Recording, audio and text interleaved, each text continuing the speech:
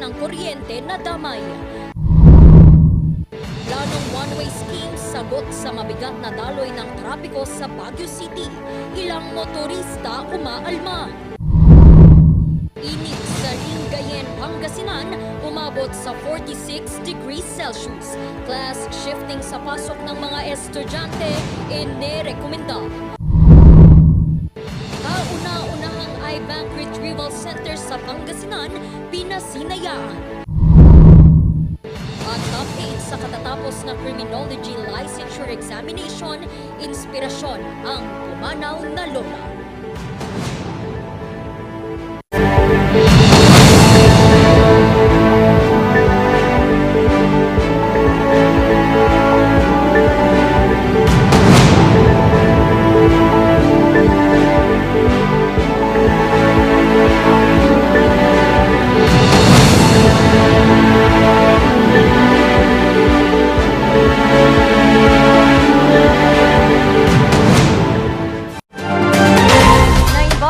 Maamyanan, Luzon.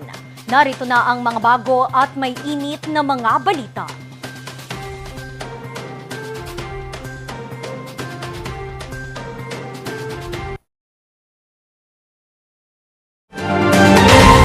Hindi muna maaaring daanan ang Cannon Road dahil sa pagbagsak ng mga bakal na parte ng ginagawang slope protection sa kahabaan ng Camp 6 Tuba, Benguet. Narito ang report. Napa-U-turn na lang si Ron papuntang Marcos Highway. Sa Cannon Road sana siya dadaan pauwing Tarlac, pero nakita niya ang harang sa gitna ng kalsada sa Camp 6. Yung time and effort plus gasoline, yun ang doon. Ipinagbabawal muna kasi ang pagdaan dito mula pa kaninang madaling araw dahil sa pagbagsak ng mga bato. Ang mga bakal na ito ang magsisilbi ng proteksyon sa mga naglalaglagang bato dito sa Cannon Road na madalas dahilan ng mga aksidente. Pero kung titignan, tila hindi kinaya ang nagbagsakang mga bato kaya maging ang bakal bumagsak rin. Ulap siya. Yan, alam mo yung lupa pag na-saturated. Kasi di ba tuloy-tuloy yung ulan kahapon, biglang bumaba. Ayun. Tinulak yung ating steel bars, pero hindi yung steel bars ang cause ng closure ng ating kalsada. Apektado tuloy ang kabuhayan ng tricycle driver na si Raymond. Camp 4 to Camp 6 kasi ang kanyang biyahe. Kaso lang nakaganyan. Kaya yung mga estudyante, dito lang namin inaantay. Yung mga nag-aaral dyan sa taas. Nagkaganyan naman yung nag-slide. Bawas ang kamasahe? Bawas talaga. But syempre, hindi namin basta-basta galawin kasi ongoing yung movements ng lupa. Kaya risky sa mga laborers natin o kaya equipment operators natin. Kaya niyan, kung makita mo, bumabagsak pa. Wala namang naitalang nasaktan sa nasabing insidente. Agad naman daw isa sa ayos ng mga contractor ang naturang slope protection kapag tumigil na ang pagbagsak ng mga bato. Randy Guzman para sa Luzon Headlines. Nakikitang pang matagalang solusyon sa mabigat na daloy ng trapiko sa Baguio City ang one-way scheme. Ilang motorista tutol dito. Kung epektibo ba, alamin kay Charles Limon. Pasakit para kay Joseph ang mabigat na daloy ng trapiko sa Baguio. Dahil dito, 5 litro ng diesel ang nasasayang tuwing naiipit siya sa mabigat na trapiko. Lalo na pag sa linggo, yung sa Saison Road, yun. Sobrang traffic kaya dyan sa Bonifacio. Makonsum, sir. Kahit naka-idle ka lang, kumakain. Yun. Minsan, wala siyang magawa kundi tiisin na lang ito tulad ng iba pang motorista sa lungsod. Traffic to naman yung mga number of vehicles talaga ang malaking nakakaapekto sa mga kalsada natin. Second na lang yung mga masisikip na kalsada natin.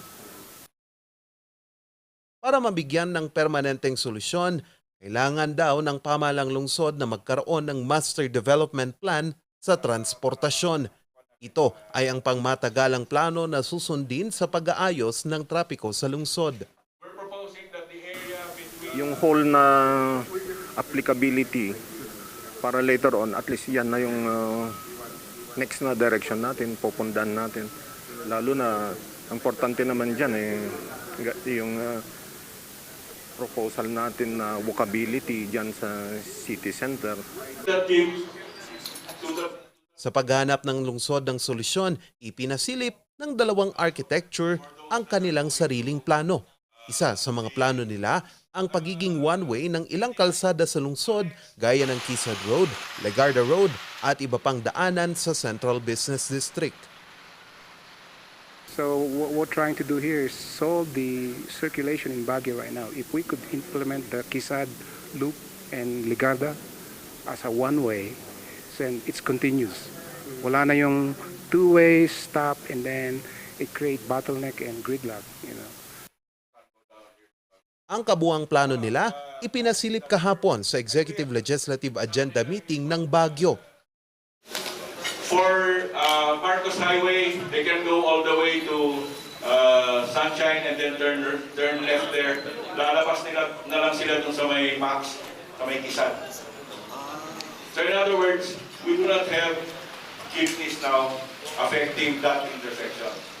Yung talagang yung concept naman nila, yung nandun talaga sa periphery yung mga terminals, lalo na yung mga leased areas. Pero later on, mayroon mag-rorota rin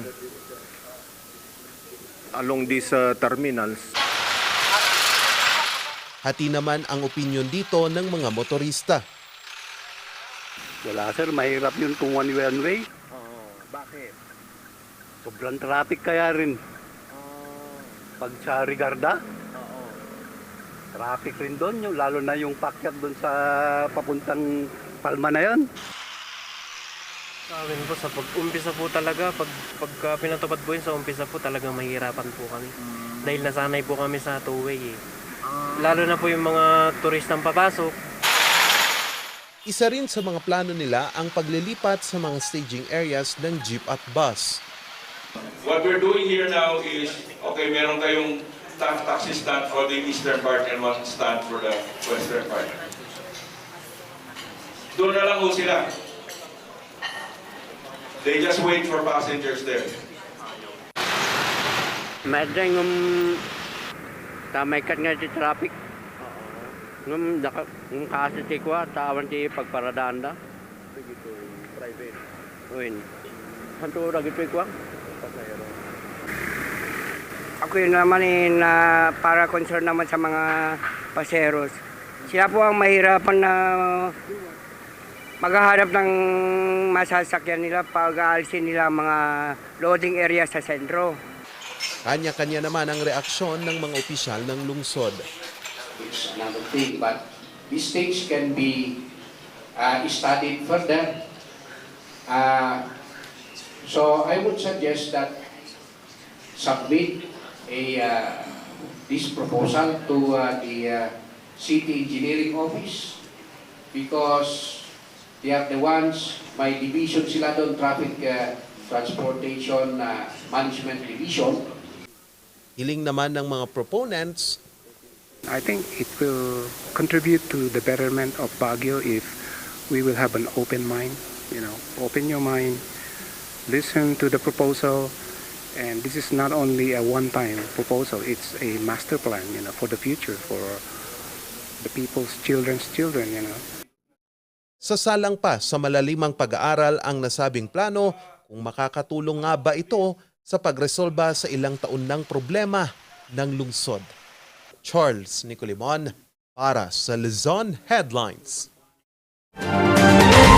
Nakinabang ang iba't ibang magsasaka at mangingisda sa Pangasinan sa mga programang pang-agrikultura ng pamahalaan. Ang detalye sa report na ito. Bangus ang isa sa ipinagmamalaking produkto ng Dagupan City. Para mas maisulong pa ito, ipinamahagi ngayong araw ng Bureau of Fisheries and Aquatic Resources ang higit 13,500 na mga bangus fingerlings sa Dagupan. 25 na pamilya na mayroong small-scale floating cages ang nabigyan. 2,700 na fingerlings ang ibinigay sa kada unit ng floating cage. Kaya kailangan alagaan nyo mabuti. Itong kikitaan nyo ngayon, ibabalik nyo, magiging capital nyo na. Okay? So, sige, mag-ingat tayo lahat. Alagaan natin ang ating fish. Nauna nang nakatanggap ng 5 units ng collapsible fish cage at mga feeds ang mga nasabing benepisyaryo. Paraan ito para mabigyan ng oportunidad ang mga maliliit na bangus growers sa Dagupan. Dinagsa naman ng 200 residenteng biktima ng kagat ng mga hayop ang Animal Bite Treatment Center ng Tarlac City kahapon. Ito'y para magpabakuna ng anti-rabies. Ang bakunahan ay parte ng 21-in-1 Angel Care Program ng pamahalaang lungsod. Paraan din ito para mapalakas ang kampanya kontra rabies sa lungsod ng Tarlac. Namahagi naman ng Department of Agriculture ng mga libreng buto ng hybrid na palay sa mga magsasaka sa Pangasinan. Ito'y upang mapaghandaan ng mga magsasaka ang pagsisimula ng wet cropping season sa Hunyo.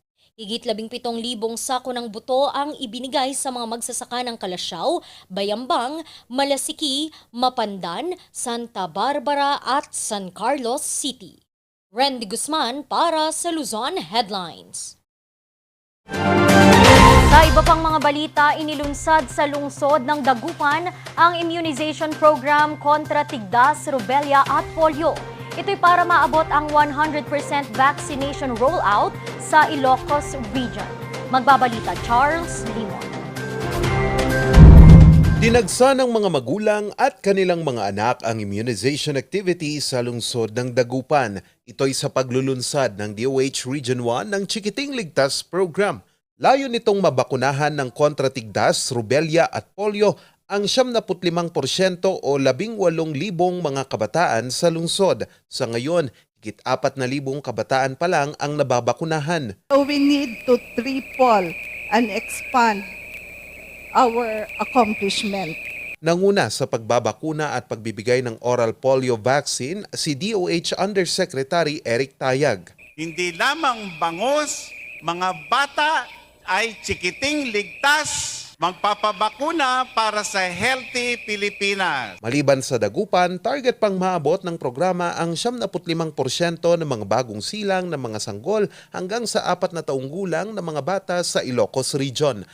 Ito na ang ika-4 na national launching ng nasabing programa na nagsimula ngayong Mayo. Sa buong rehiyon, aabot sa 126 ang naitalang kaso ng tigdas noong nakarang taon. Charles Nicolimon para sa Luzon Headlines.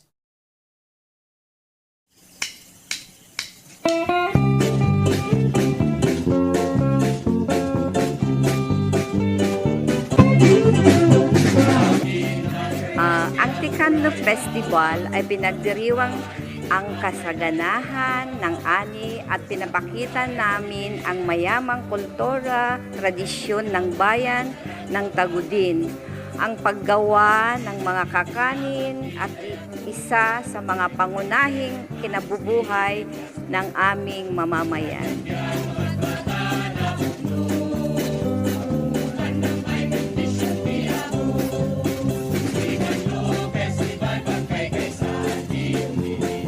Nagsimula ito noong year 2005. Nung first time ni Mayor June as mayor dito sa bayan namin ng Tagudin.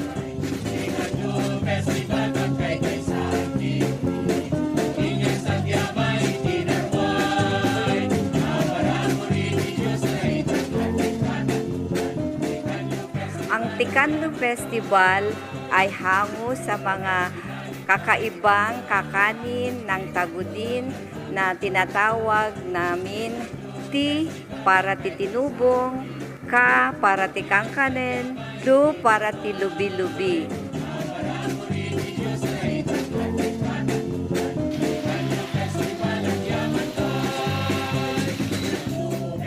Tinawag namin na Ticanlo kasi ipromote namin ang mga ani, mga pangunahing produkto ng bayan gaya ng palay, malagkit at iba-iba pang root crop.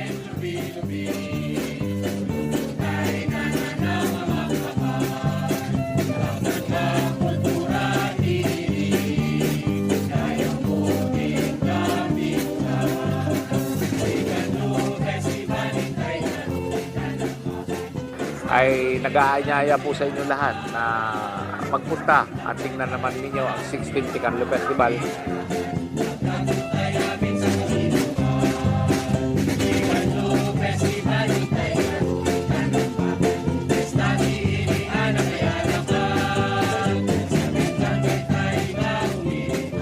Marami pong pwede ipalabas, marami mapapanood, may mga imbitado rin po kami mga guests na pupunta.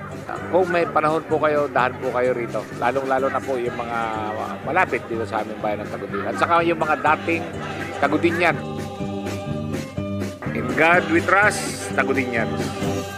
Iganlo Festival.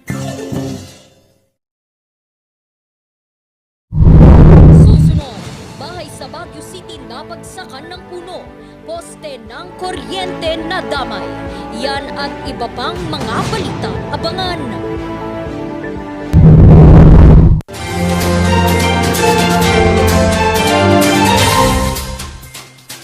Chikiting ligtas, dagdag na bakuna laban sa tigdas, rubela at polio. Sa ating mga anak, tungkulin natin lahat. Magpabakuna, maging ligtas para sa healthy Pilipinas. Pabakunahan ang inyong mga anak kontra rubella, tigdas at polio sa May 1 to 31. May dagdag na vitamin A supplementation pa. Alamin ang schedule sa pinakamalapit na health center. Magpabakuna na para sa healthy Pilipinas. Paalala mula sa DOH. Baboy, baka, kabayo, kalabaw, kambing, manok, pato, bibe. Lahat ng ito pwede sa King's Vita Plus Animal Feed Supplement. Ang bago at epektibong animal feed supplement. Puno at kumpleto ng mga essential vitamins, minerals, probiotics, calcium, amino acid, omega-3, D3 at electrolytes. 1 o 2 kutsara ng King's Vita Plus, i-mix lang sa tubig o feeds araw-araw at kikita ka na sigurado pa ang iyong pag-asenso. Mabibili sa mga Agrovet stores ang King's Vita Plus Animal Feed Supplement.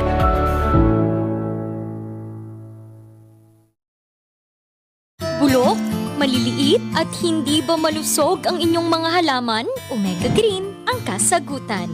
Ihalo lang ang 2 kutsara nito sa isang maliit na container at kaunting tubig. Pagkatapos ay ihalo sa knapsack sprayer at pwede na itong spray sa mga pananim. Meron itong nitrogen, phosphorus, magnesium, copper at zinc na tumutulong sa pagpapaganda at pagpapabilis ng tubo, pagpapanatili ng nutrisyon, mas malagong mga dahon at panlaban sa mga sakit ng mga halaman. Hindi rin ito nakasasama sa kapaligiran. Pwede rin ito sa kahit anong klase ng halaman, mapa-highland crops o lowland crops. Omega Green by Encam Agri-Marketing, the ultimate friend of farmers.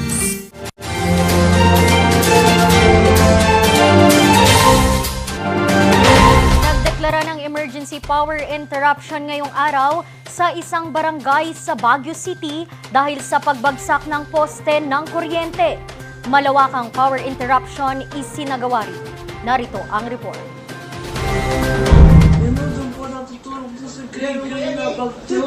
Sa kuha ng CCTV sa bahay ng pamilya Cortez sa DPS Compound, Baguio City alas 6 kaninang umaga, makikita ang kanilang alagang aso na tila hindi mapakali.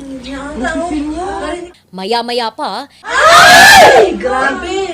bigla na lamang itong natabunan ng lupa. Natumba pala ang isang puno sa gilid ng kanilang bahay. Tulog pa po kami nun, tapos parang may narinig po kaming, akala po namin nalaglag na sasakyan. Tapos tumama po siya sa may bubong. Medyo kalat po yung tunog. Tapos pagtingin namin, babagsak na po yung mga tangke. Yun po. Tapos lumabas po kami agad kasi naipit po yung mga alaga naming aso. Sa tindi ng pagbagsak, nabutas ang kisame ng isa nilang kwarto. Sumabit din ang natumbang puno sa kable ng kuryente na dahilan para matumba ang poste nito. Bagamat 3-wire at ligtas ang mga kabling ito, nagdeklara pa rin ang BINECO ng emergency power interruption. Yung kasi hindi natin alam pag baka biglang mag-trip yan o mag-leak. Kahit na kasi sabi nating insulated yan, syempre may nakahambalang na hindi naman natin pwedeng tanggalin doon, ma'am, kahit alam natin na yan insulated. Baka habang tinatanggal natin biglang mag-leak, makuryente po tayo. 2 hanggang 3 oras lang naman ang target nilang pagsasaayos. Samantala, ngayong araw din ay nakaranas ng malawakang power interruption sa ilang bahagi ng Baguio City, Benguet at mga karatig probinsya. Bagamat ilang lugar lamang ang inanunsyo ng National Grid Corporation of the Philippines na apektadong lugar, sumabay na raw ang Beneco. Sinabayan namin sila. Actually kasi ininterrupt nila yung mga substation namin. Yung substation natin sa North Sanitary Camp, sa Irisan, which affecting most of Baguio City and La Trinidad, including doon sa northern area, sa Atok Substation, sa Sinipsip Substation, Mangkayan Substation, na affected yung areas naman doon. Wala naman daw dapat ipag-alala ang mga consumers. Ayon sa Beneco, sapat naman daw ang supply ng kuryente sa Baguio at Benguet at nagkakaroon lamang ng power interruption kapag may mga isinasagawang maintenance o kaya'y mga pangyayari na nakakaapekto sa mga linya ng kuryente. Beneco, walang problema sa supply kasi we had this kontrata naman with our supplier, di ba? Kaya lang dun sa kung pinag-usapan natin is sa grid. Kagaya ngayon, kagaya kahapon, there is this alert from NGCP. Sinasabi niya na yellow alert ay red alert from 1 to 4 yata. And then from 6 to 8 p.m. kahapon, red alert yun. Meaning talagang mababa na yung ating supply sa buong grid. Asahan pa rin naman daw ang mga scheduled power interruptions para sa maintenance ng ilang mga linya ng kuryente, lalo na't nakararanas na ng malakas na pag-uulan pagsapit ng hapon. Randy Guzman para sa Luzon Headlines. Update lamang po sa report, bumalik na ang kuryente sa mga apektadong lugar pasado alas 4 ng hapon kahapon. Kanina. Samantala, inirekomenda ngayon ng Provincial Health Office ng Pangasinan ang class shifting. Ito'y upang maibsan ang epekto ng init ng panahon sa pag-aaral ng mga estudyante. Tinutukan yan ni Lynette Iris Paed. Pumalo sa 46 degrees Celsius ang pinakamainit na temperatura kahapon sa Pangasinan. Dahil dito, hirap ang estudyanteng si Jefferson na makapag-focus sa kanyang pag-aaral. Dahil po sa init, nagkakaroon po ng mga estudyante na yung asthma, ganun pa yung cause. Mula Mayo 4, nasa danger category ang naitatalang heat index sa Pangasinan. Upang maibsan ng init, ang paaralan nila Melanie pinagsuot sila ng puting t-shirt kaysa regular na school uniform. Yung reason nila, sobra kasing init sa panahon ngayon, tapos sobrang init din po sa room namin. Yung uniform po kasi namin medyo yung sobrang init talaga. Dahil dito, inirerekomenda ng Provincial Health Office ang pagsasagawa ng class shifting. Yung mga heat exhaustion po natin ay marami po na tayong naitatala, no, sa atin pong mga hospitals, no, at 22 cases na po ito actually ang nai-report po sa atin. At meron din pong sa Umingan na pangyayari po na mga school children naman. Ikinaalarma na rin kasi ng ahensya ang pagdami ng mga kaso ng heat exhaustion sa probinsya. Maiwasan kung tayo sana po ay magkukaroon po ng shifting, mga classes, no, mag-hybrid, no, sa panahon po na may babala na mataas ang heat index, kung maaari, mag-online classes ang ating mga bata at bawasan ang load ng mga nasa classroom at gumamit pa ng mas maraming oras na nasa loob ang mga ating estudyante. Pinapayuhan din ang publiko na iwasan ang pagbababad sa araw tuwing 10 a.m. hanggang 3 p.m. at palaging uminom ng tubig upang manatiling hydrated. Lynette Iris Paed para sa Luzon Headlines. Sa iba pang mga balita, pinasinayaan sa probinsya ng Pangasinan ang kauna-unahang Satellite Eye Retrieval Treatment Center. Hatid nito ang pag-asang makakita ang mga visually impaired na mga Pangasinense. Narito ang report. 12 milyong katao kada taon ang nangangailangan ng cornea transplant.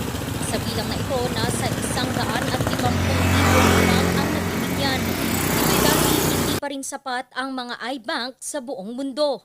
Kaya sa Pangasinan, formal na binuksan ang ikalimang iRetrieval Treatment Center sa Pangasinan Provincial Health Center.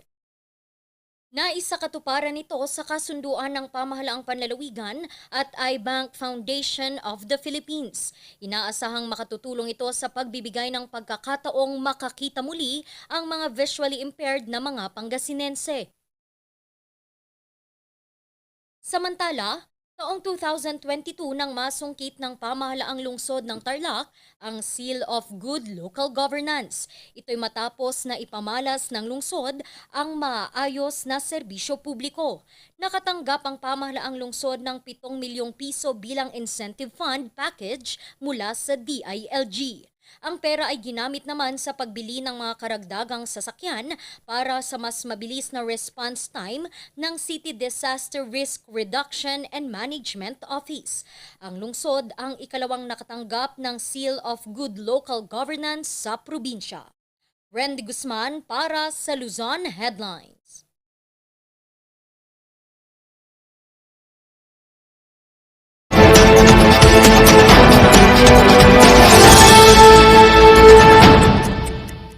So, recently, meron na naman tayong congressional investigation doon sa drug cases against certain policemen na nahulin sa billions worth of shabu. At during the congressional investigation, one of the generals invoked the principle of sub judice. Sabi niya, ba't nyo kami tinatanong uli the same questions asked? And pupunta naman yan sa korte. And there is a pending case. So sub judice ito. And it will affect our right against self-incrimination. During the congressional hearing, in-invoke ng mga congressman yung Section 21, Article 6 of the 1987 Constitution. The Senate or the House of Representatives or any of its respective committees may conduct inquiries in aid of legislation in accordance with the duly published rules of procedure. Merong note dito, the rights of persons appearing in or affected by such inquiries shall be respected. And this is what is being invoked by the congressman in the investigations in the drug cases where even if it is pending in court, wala pong sub judice rule pag in aid of legislation. So this was the case of Regis Romero na nadala sa Korte Suprema at sinabi rin ng Korte Suprema na pag in aid of legislation, pwedeng magtanong ang mga congressman or senators or its committees about the case even if merong pending issue before the courts. Diba yung sub judice rule is hindi mo pwedeng i-discuss ang mga issues na pending before the court because it might influence the ruling of the courts. Pero dito sabi, hindi naman applicable yan pag congressional investigation. However, meron nga ditong rule na igalang yung mga karapatan ng tao. So, nakikita natin sa investigation na pag merong question na mai-incriminate yung tinatanong, pwede siyang mag-invoke ng right against self-incrimination and refuse to answer. Pero hindi lahat ng questions right to incrimination. Dapat titignan mo yung mga questions if it really affects your right. And another rule here is they should be treated with respect and courtesy.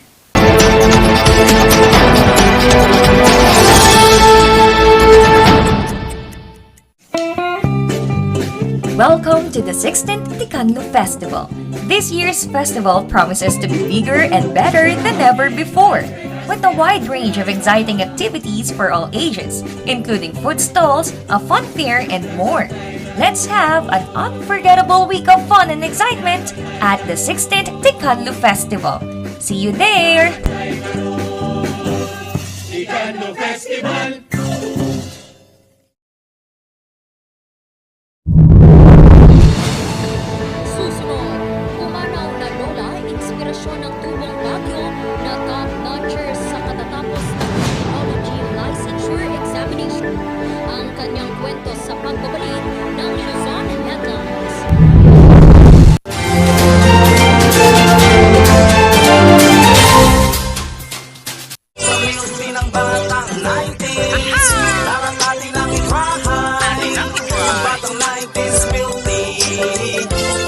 magsisisi, promise. Sa milky ng batang 90s.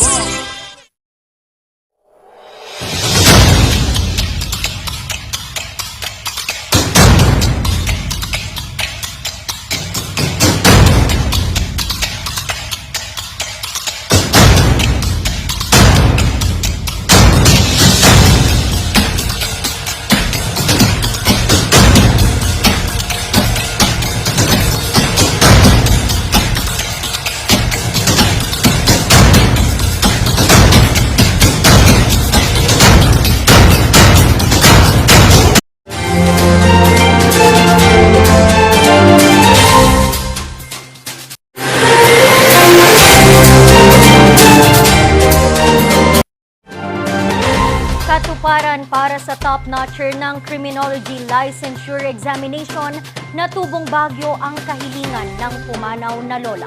Ang kanyang kwento ng tagumpay, alamin sa kwento ni Lynette Iris Pan.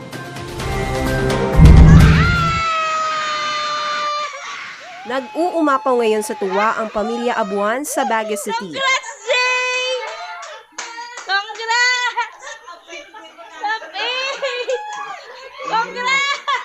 Top 8 kasi ang kanilang bunso na si Placido sa April 2023 Criminology Licensure Examination. Pagtupad kasi ito sa kahilingan ng pumanaw na lola. Sobrang close po kasi siya yung nagpalaki po sa amin. Since bata pa lang po kami hanggang sa paglaki po namin. Pumanaw kasi noong ika-20 ng Abril ngayong taon ang kanyang lola dahil sa stroke. Thank you, anak. Actually, ayoko talagang umiyak. Pero every time na naalala ko yung emotion niya lalo nung namating lola niya and he dedicated yung wala pa yung result noon. Pero sinabi na niya, claim na niya na mag-top notcher siya. Sa amin kasi enough na yung makapasa. Sa Hunyo sana ang nakatakda niyang pagsusulit pero naiurong ito noong Abril. Talagang gumawa po ako ng calendar na pwede kong pagkasyahin lahat ng aaralin ko within less than 4 months po.